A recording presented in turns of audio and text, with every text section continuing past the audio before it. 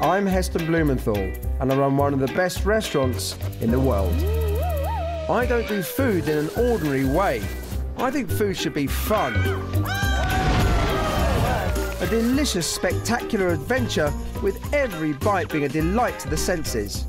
I want to create meals unlike anything seen before by transforming ideas from the annals of history and uncovering great recipes of the past.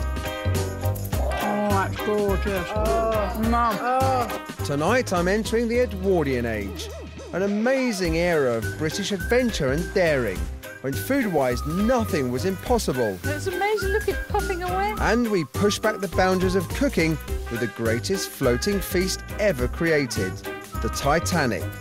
This is a food adventure in the extreme. So throw away your cookbooks. What? And please don't try this at home.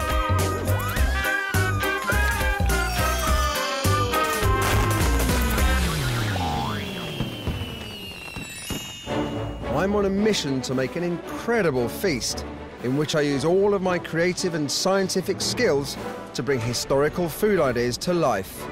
And tonight, I want to travel into a very special era when food and adventure glorified Britain, the Edwardian Age. The Edwardian period was the first decade of the 20th century and was the golden age of the British Empire, and our food reflected this success.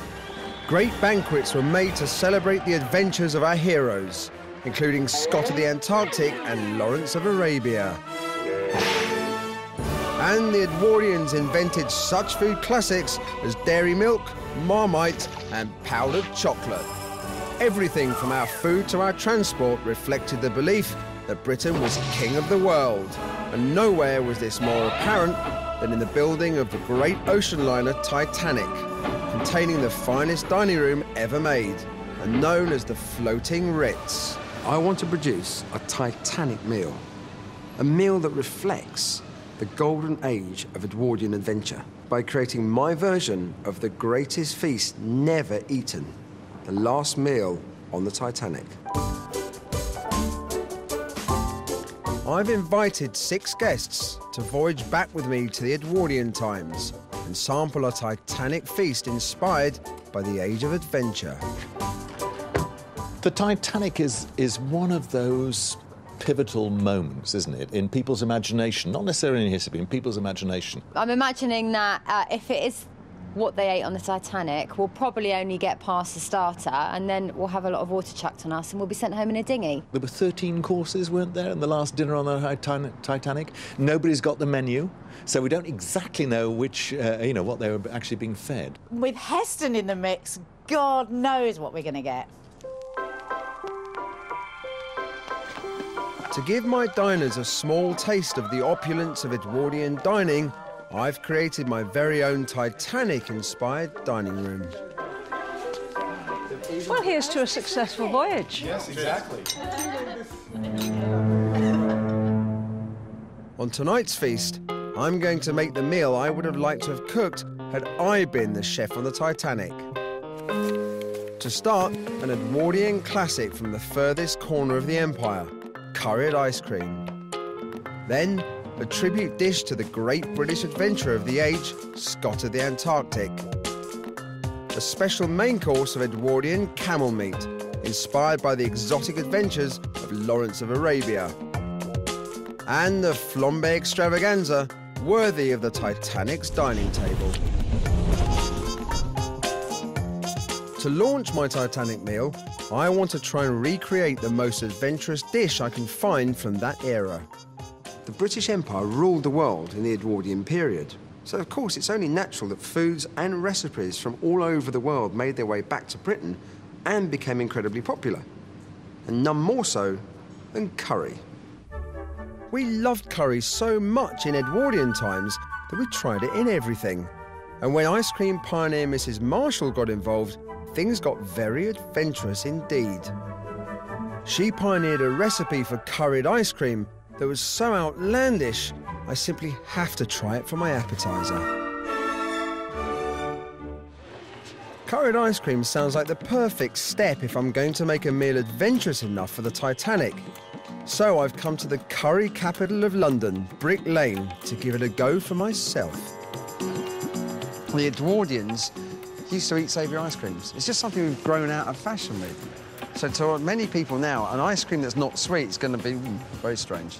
I know as a nation we are curry crazy, but with the very first curry house opening in 1911, are we as crazy as the Edwardians?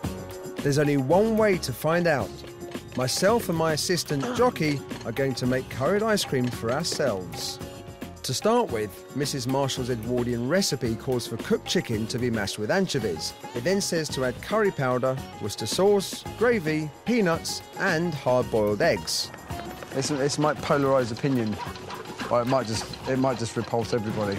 I'm really not sure. We then pass the mixture through a sieve and add whipping cream to the mix. Then for my first taste of this strange mixture. That, in a sandwich, tastes nice. Sandwich filler? Yeah. Perfect. The problem is, this is not a sandwich. It's supposed to be an ice cream. So once I've chilled it down with dry ice, I need to head onto the road to see what 21st century Brits think to Edwardian curry.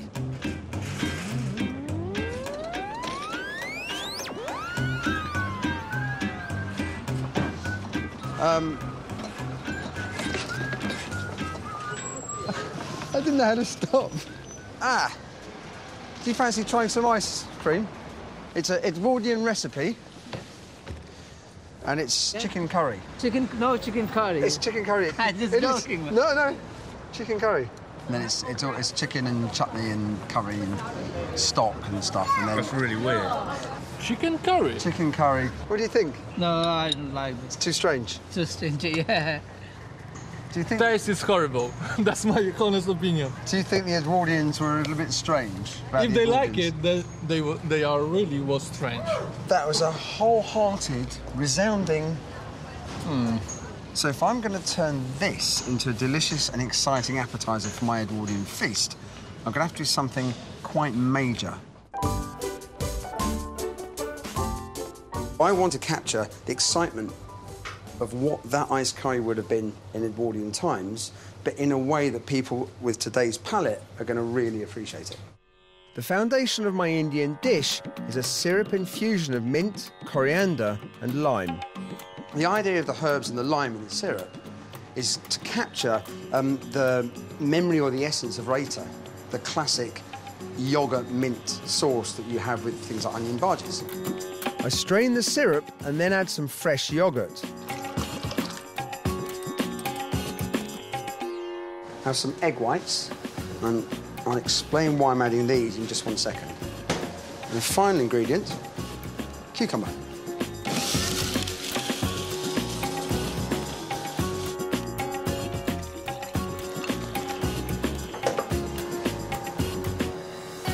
Then, into one of these. I put the liquid into a special pressure bottle. So the egg white in here, I'm going to pressurise this up. It's going to create a foam. It's going to look like a meringue.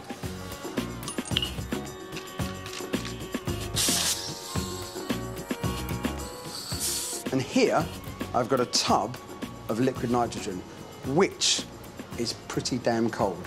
Minus 197. To work quite quickly with this. You see, this is going to look like a meringue. Drop this into the nitrogen. The idea of this is to create a crisp frozen shell, but with a soft meringue centre. I've made a special warm coronation chicken that reflects the flavours of the Edwardian original, but in puree form. I then inject the warm curry into the soft centre of my raita iced ball. What I've got here is a crumble topping made of poppadoms. So really what I'm doing with this is trying to build up one mouthful of food with layers so you give the impression of a curry in a mouthful. Cold raita shell with warm coronation chicken filling, topped off with poppadom crumble.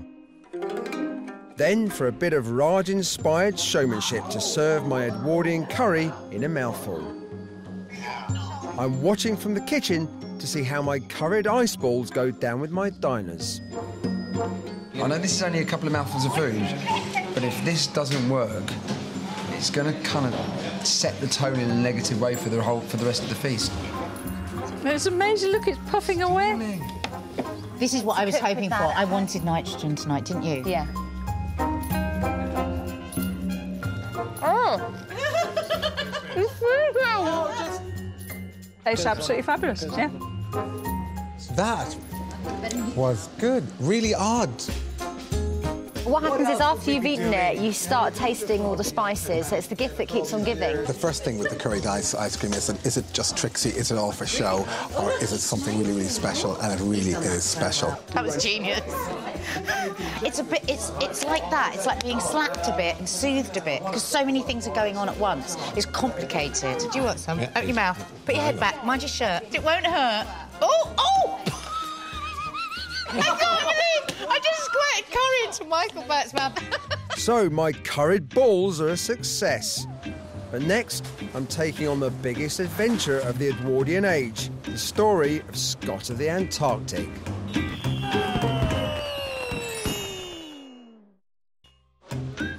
I'm on a mission to cook my version of the great dining experience that was the Titanic and capture the Edwardian spirit of adventure that gave birth to this floating Ritz. So far, I've been excited by the Edwardians' love of curried ice cream to make curried ice balls. It's amazing. Look, it's puffing away. Now I want to make the next course on my Titanic menu by using inspiration from the food story of one of my great heroes.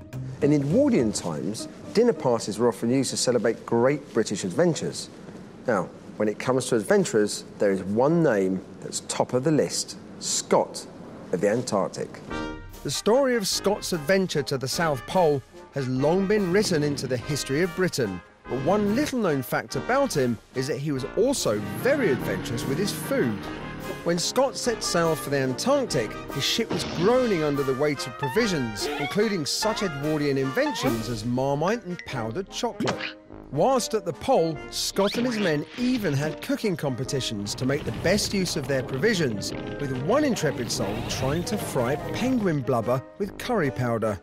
According to Scott, after one bite, a cup of cocoa and a biscuit was a much better option. Now, I've been fascinated by this story ever since I was a young boy, where a group of Brits tried to become the first people to reach the South Pole. Because of this, I'm going to use Scott as the inspiration for my Titanic starter.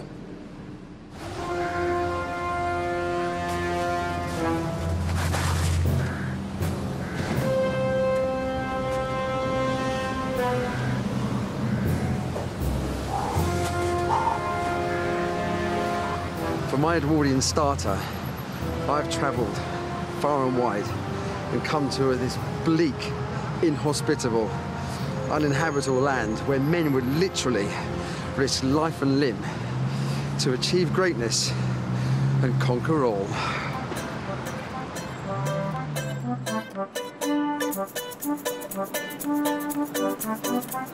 Welcome and hello, my dear Lord. This is Winter Wonderland, a celebration of freezing cold fun. And whilst this isn't quite the South Pole, it is the perfect place for me to start understanding the kind of foods that Scott had to survive on in his own winter wonderland. Scott's expedition was cutting edge in terms of food technology, and there is one particular food that he raved about as being his favourite to eat in the Antarctic. It's called pemmican, and it was the world's first energy bar. A strange combination of dried meat and up to 60% fat. So, I want to see if this weird dish that Scott clearly loved can inspire my starter.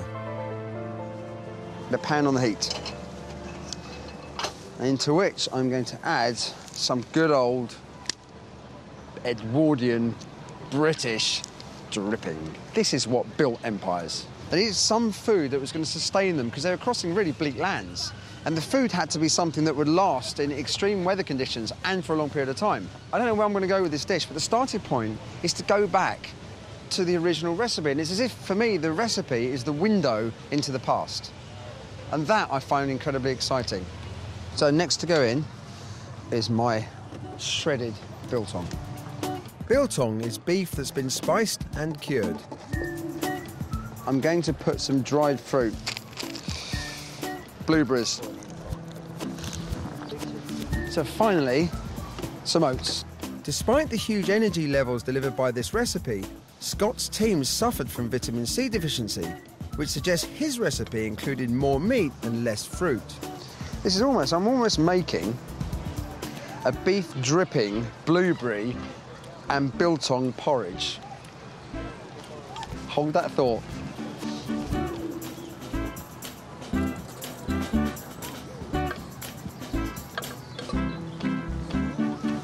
That is what built a nation of intrepid, adventuring explorers.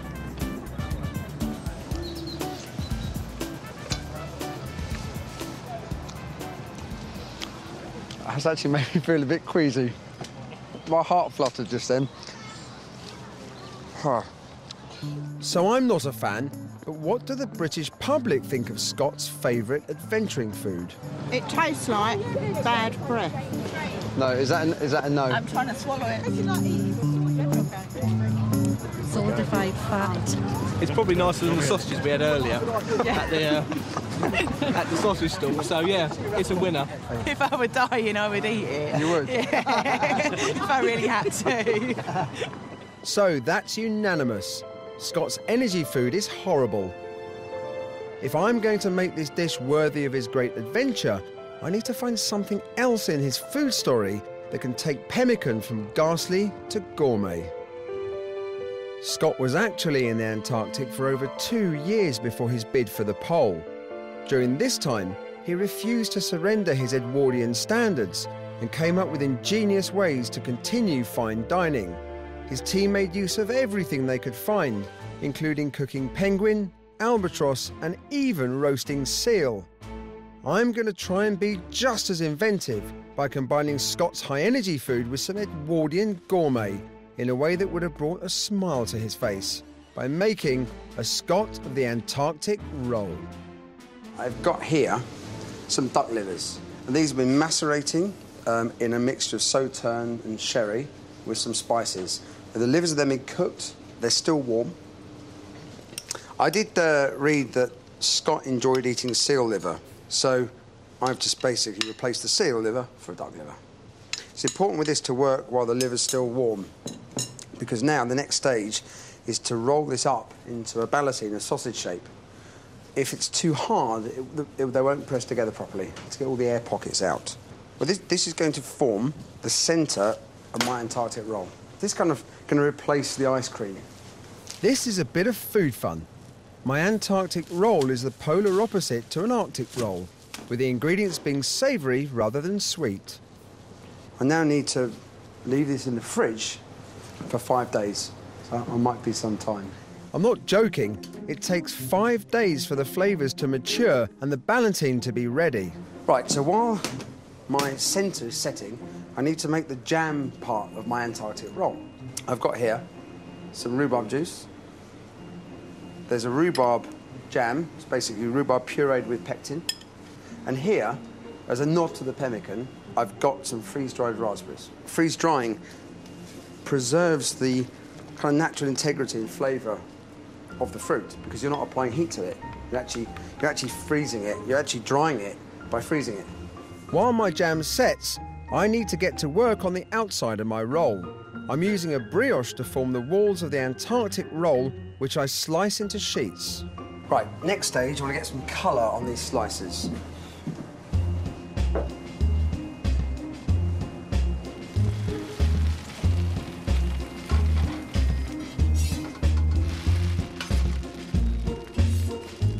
Right, so now the brioche is browned, I need to finish making my Antarctic roll.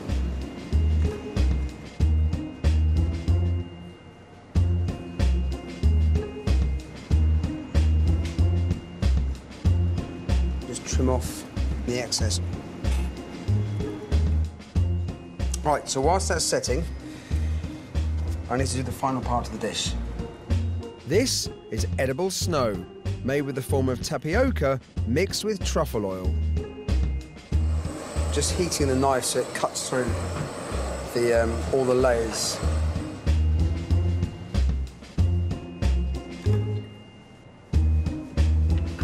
So there it is, my Scott the Antarctic starter. Duck liver ballantine, wrapped in brioche with a rhubarb and raspberry jam, a pile of truffle oil snow, and an extra serving of Great British Adventure. Oh my goodness, look! An Arctic roll! Right for him an hour ago.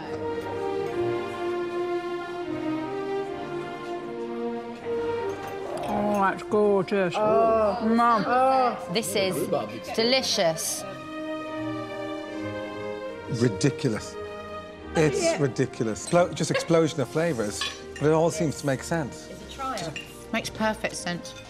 The world has stopped turning and it all makes sense. Lucky Edwardians. Looking at the amount of food Scott ate and got through, I think he would have loved this. Can we ask for a doggy bag? That's what I want to know. Come here. I think this has been a success, yes. So my Scott starter has been a stirring triumph. But for my main course, I need to replace the Arctic with a desert, as I set out to gain inspiration from another great Edwardian hero, Lawrence of Arabia.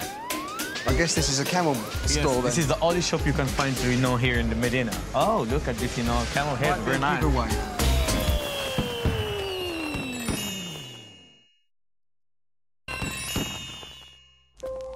I'm taking a trip back in time and imagining I'm the chef on the greatest floating dining room ever, the Titanic. To make my feast, I'm using inspiration from the great explorers and adventurers of that Edwardian period and the magnificent foods of the British Empire. That is what built a nation of intrepid, adventuring explorers. So far, I've made a daring curry ice cream and a Scott of the Antarctic roll. Oh, that's gorgeous. Oh, Mum. Oh. Lucky Edwardians. Now to the next course on my version of the Titanic's menu. For my Titanic main course, I want to take inspiration from another great Edwardian adventurer. His name? Lawrence of Arabia. Lawrence of Arabia was a true Edwardian adventurer, travelling far into the Middle East to lead the Arabs in a revolt against the Ottoman Empire. He entered an amazing new world of food. From goat to camel, spices to teas, he encountered an exotic array of foods that had never before been seen in Britain and pushed his stiff upper lip to its very limit. Now, for my Titanic main course, I want to give my guests the same journey into the unknown by capturing the most iconic ingredient from the adventures of Lawrence of Arabia. Now, when I was reading through Lawrence of Arabia's diaries, there's one ingredient that kept on cropping up, and it's an ingredient that he seems to have enjoyed more than any other. So I've come to Fez in Morocco, and although this isn't where Lawrence of Arabia was actually based, it is where this particular ingredient has been highly prized for many years. Very strong tradition of cooking with this, many different ways. And that ingredient is camel. The Medina in Fez has been unchanged for hundreds of years. Hidden away in this maze of alleys, many strange foods can be found, including a dazzling array of spices, cooked hedgehogs, and boiled sheep's heads. I'm, however, on the trail of something a little bit bigger, and with my guide Eunice have come to the local camel butchers. I guess this is a camel stall then. This is the only shop you can find, here in the Medina. Oh, look at this, camel head, very nice. He killed it just, this morning. And so maybe you can just talk us through the different parts. I guess this is a I tail. think this is a tail, yeah. Is it cooked like beef? Do they have camel steaks? Do they have? No. You can make it as a minced meat. So it's normally minced. Yeah. Minced okay, meat. so you don't normally cook camel steaks. No, it's hard, Is it because it's too tough? Too tough, that's what. This is the most important part. What's this? This is the hand. The hump? Yeah, the hump. I'm fascinated with this camel hump. Yeah. So this is a part of the hump. It looks feels and smells just like marrowbone, beef marrowbone. In cooking, how is it used? We can, cook it like a tangia. Not a tagine, tangier. It comes from the word tangia. From the place? Yeah, of course from the place. And and camel's meat can spend like 12 or 13 hours just to be cooked. So can we make a tangier today? Yes, we're gonna do that. Ah, good. Okay. I want to make my very own tangier stew to better allow me to understand the types of tastes and flavours Lawrence of Arabia himself would have had. Right. So this is the pot. Now, apparently, this is a very male dish, the tangier. Basically, because you just get a pot and you just bung stuff in and you stick it in the oven. We've got some hump. Yeah, hump. Camel tail. Camel tail. Which actually looks like a lighter coloured, smaller oxtail, basically. And then shin. Shin. Onions. Got my camel, got my onions. That's not enough. I know this stew traditionally has more ingredients in it. I think in this market, I might just be able to find them. So it's off, deeper into the Medina to find the type of exotic delights Lawrence would have had during his adventures in Arabia. What's this stuff here? This is like, a salty butter. We use it normally for couscous. It's rancid butter. They leave the butter basically go sour, rancid. So it's got a real cheesy... I don't care, do they? It's got a real cheesy note to it. I think it is an acquired taste. Apparently, a real kind of local workers' breakfast is a piece of toast or bread with this spread on it and honey on top. Always when you have something very good, inside. Inside there? Yeah, inside. What's he getting? Yeah. For the tangier, you can smell that. It's much stronger than this. It has 2 years. They preserve it for 2 years. You said that's 2 years? 2 years. That's 2 years old. So a little taste.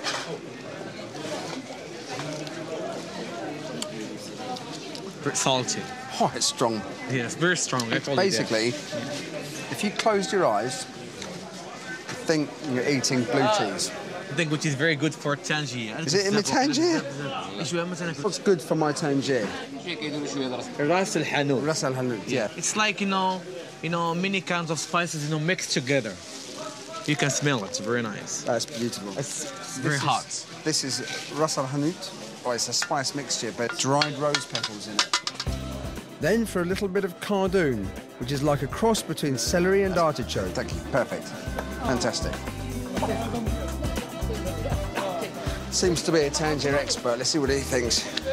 What do you think? What do you think? Oh, it was good. Smell? Oh. Yeah? Yeah, we. Excellent. I think I'm on the right track. I then just add a bit of water and oil. So I've got my tangier. All I need to do now is cook it. And apparently the way to do that around here is find a public bath. And there happens to be one right here. In Fez, every day all the locals go for a communal bath where they clean with hot water and rub down with cleansing herbs. But it's not the bath that I'm interested in, rather the place where the water is heated. Right, so inside that wall is the public baths. People come to basically get naked and wash themselves. This also acts as a public oven, so people bring their tangiers to be cooked here because they don't have ovens at home. Ah, bonjour. C'est possible de prendre, mettre au four? Ah, merci, merci. Oh, there must be something around here then. What he's done is just basically stuck the pot in the hot ashes and just got to leave it in there for 6 to 8 hours. Come back, hopefully it's going to be cooked. All the tangiers in Fez are cooked this way, and all it requires is a bit of patience. Then, after 5 hours, it's time for my first taste of camel, the way Lawrence of Arabia would have recognised.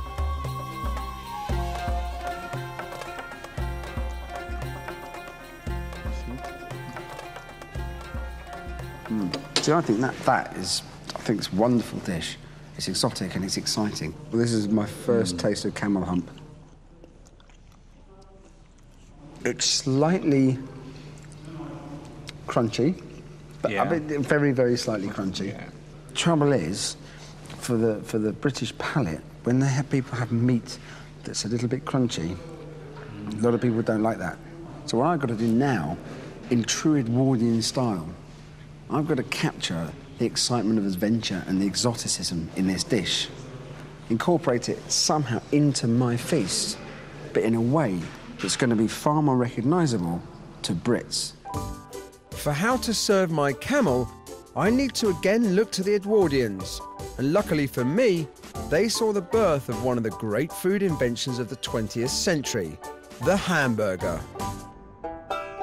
The true origin of the burger is not definitely known, but the popular hero of this invention is Fletch Davis from Texas, who opened the first burger stall at the St. Louis World Fair in 1904, serving grilled steak between two pieces of toast and starting a global phenomenon.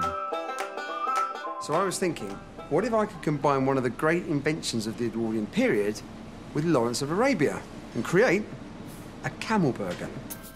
I'm using 3 cuts of camel, sirloin, rib and chuck. I've pre-salted them, which is important because it draws the protein out whilst they're ground and helps stick the burger together. We're going to take the strands of mince as they come out of the grinder and lay them so they're all basically pointing that way. The reason for doing that is when I bite into them, all the strands will be like this, so literally it'll fall apart in the mouth.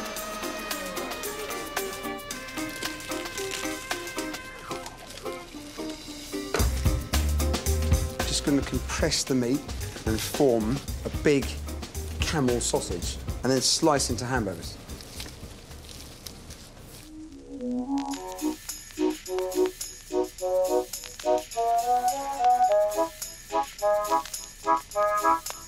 So I've got my burgers. Now the best way to cook these on the barbecue. That's the reason that I'm barbecuing these, so I get really kind of nice crust on the outside and still soft in the centre, so we'll keep them a bit rare.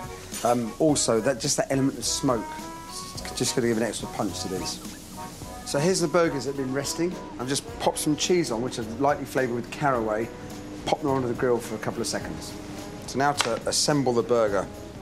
I add the burgers to a bun flavoured with Eastern spice caraway, along with tomatoes, gherkin and lettuce. Right, there is my Lawrence of Arabia Edwardian-inspired camel burger.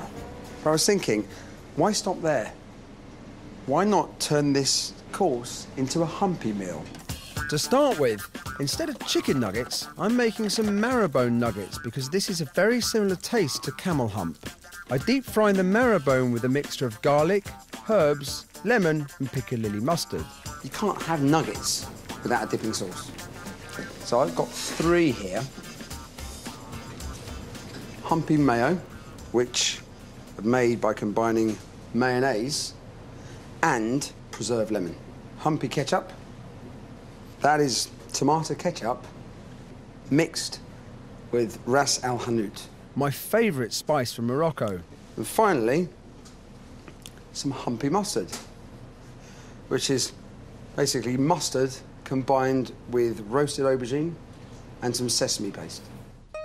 Then, to hold my meal, my very own flying carpet, to which I add my burger, nuggets and my famous triple cooked chips. I've got one more thing to put on here. Now, you need something to dip your chips in, don't you? Think of Lawrence of Arabia, think of camels, you think of sand. So, to dip the chips in, I've made some edible sand from crushed waffle cones, tapioca and rose petals. Now for one final thing.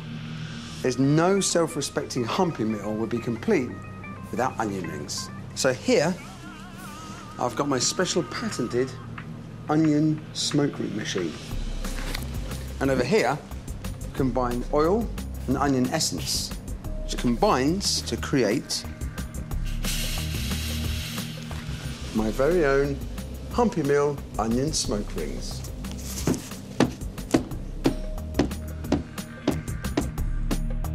Here is my Lawrence of Arabia inspired Humpy Meal, complete with camel burger, marrowbone nuggets, Moroccan dipping sauce an edible sandcastle. But the big question is, have I managed to make the Eastern delight of camel taste good to my Western diners? Whoa, look at this. Camel burger. Humpy mustard. Humpy ketchup. Look, humpy nuggets. Oh! I mean camel. I love it. The nuggets.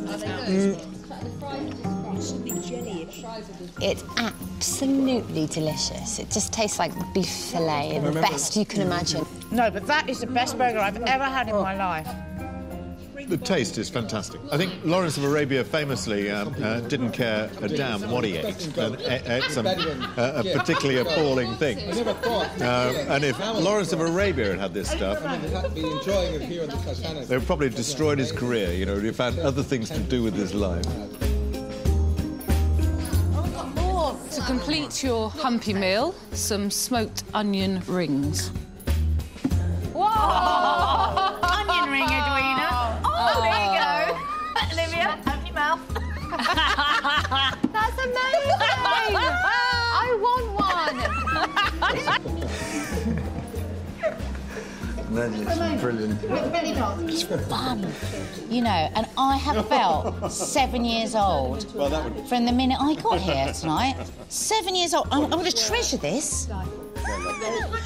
When they find me in years to come in my grave, I'm going to have my humpy. I'm going to have my humpy box.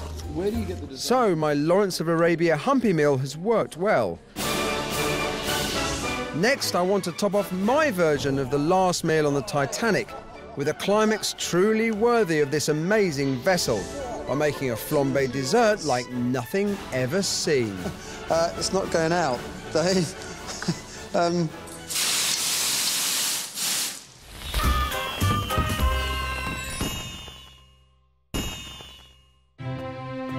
I'm taking on one of my biggest challenges, to make my version of the amazing dining experience on the Titanic, the most famous floating restaurant ever created. So far, I've made a patriotic Scot of the Antarctic roll and adventured into the mysterious East for my very own Lawrence of Arabia camel burger. Now to finish off my feast in a manner worthy of the Titanic's dining table. The story of the Titanic has long captured my imagination.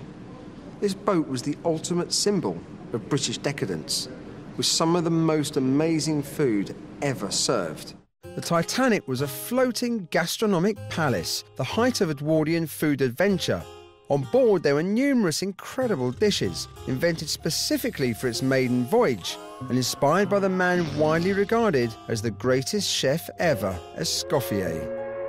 Behind the creation of the Ritz restaurant and famed for his dinner theatre, Escoffier often used the art of flambé to dazzle his guests with flaming delights such as Bomb Nero.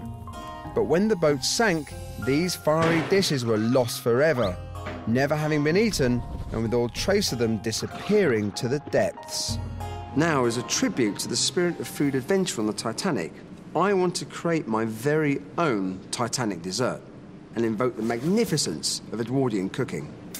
I want to make a new style of flambé on a serious scale, so I'm coming to my experimental workshop to try out some ideas. For my dessert to really deliver, I need to create a flambé of Titanic proportions. For this, I've got some normal dessert ingredients and some slightly more unusual ones.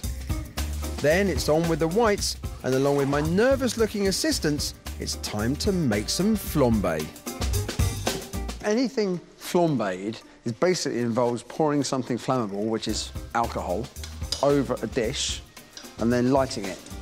But instead of alcohol, which leaves an obvious liquid residue, my idea is to try and make a flambé of gas, because this will hopefully not only give bigger flames, but also magically disappear.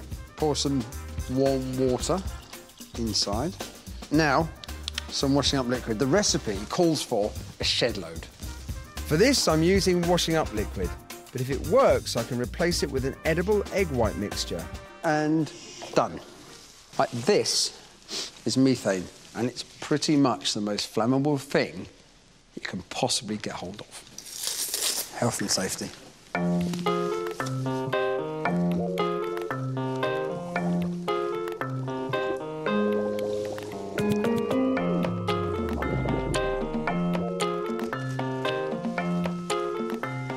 Right, so we need to go over here now.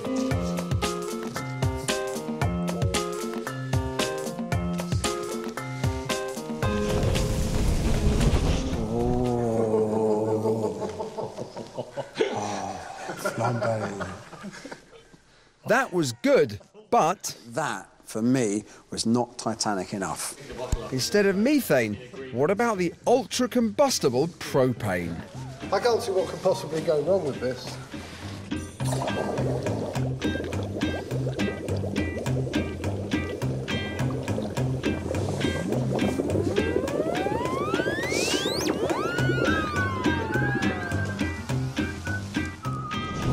Whoa! Gee whiz! It's not going out, Dave. I think it's just about ready to serve. I think I've cracked the art of the flambe. It's just the dessert that needs some work.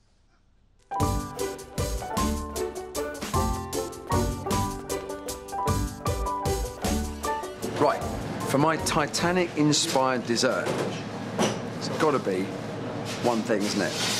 An iceberg. So here I've got white chocolate into a mould, left to set, turned out. Here, I've got vanilla ice cream made with sour cream, a bit more acidity, a bit more freshness. It's got a load of vanilla in it and a touch of rum. Just taking inspiration from the Bom Nero, Escoffier's dessert, where he actually fills this mould with bits of truffle and bits of caramel. So I'm doing a similar thing. I'm going to build it up in layers, so just making a series of indentations, into which I'm going to add passion fruit puree. It's going to contrast with some of the sweet ingredients in here because it's got really nice, refreshing acidity. Here, I've got some like a caramel sauce with some yogurt. I'm just going to put a few pieces of crisp chocolate on top of the first layer, and then put then some more ice cream on top. I build up the layers of ice cream and chocolate to fill my iceberg.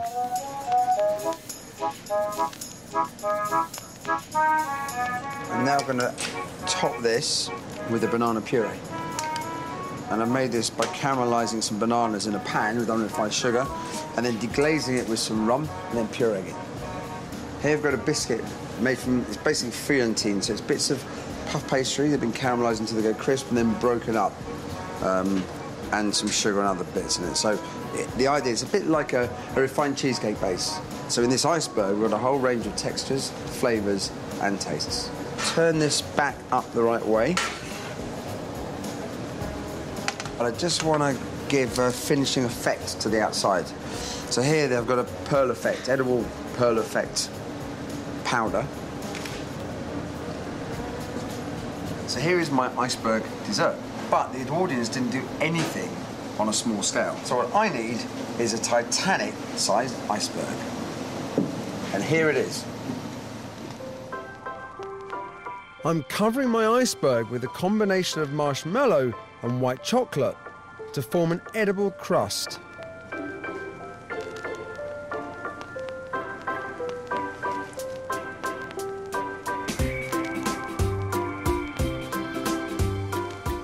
What I've got here is a lemonade jelly. It's not set with gelatine, which is elastic. It's set with gelan, which makes a more brittle gel. And by just roughly cutting pieces off, you can make the jelly look like pieces of ice.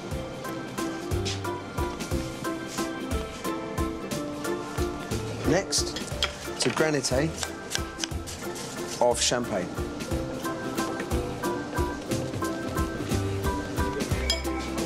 So now that's all nicely dressed, I need to add my little icebergs.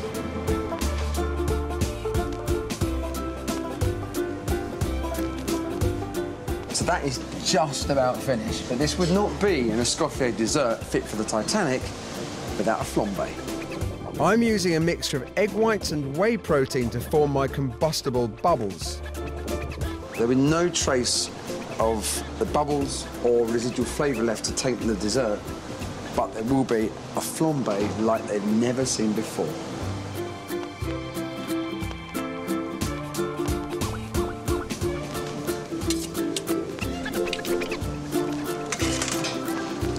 So here is my Titanic dessert.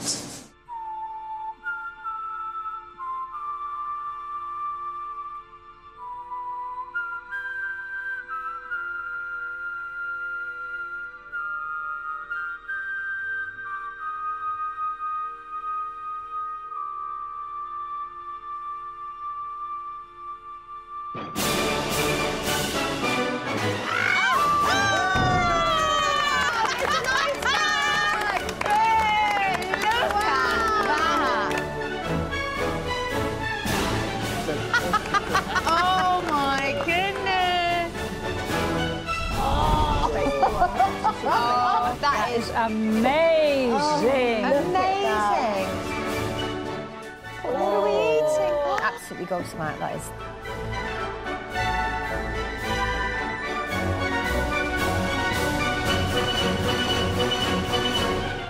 I'm afraid I've done something terrible. Do it, do it, do it, do it. I want one. Fabulous. Champagne. Fabulous. I think we're a million miles from the Edwardians. I don't think they ever had anything as glorious as this. It's a work of art, isn't it? Wow, that is Oh, seriously alcoholic. Possibly the most extraordinary meal that I've ever had, I think. It's layer upon layer inside. If only culinary experiences were always like this, wouldn't it be wonderful? My ambition for this dish was to create a dessert that was worthy of the dining room on the Titanic. And listening to my guest reaction, I think I've done it.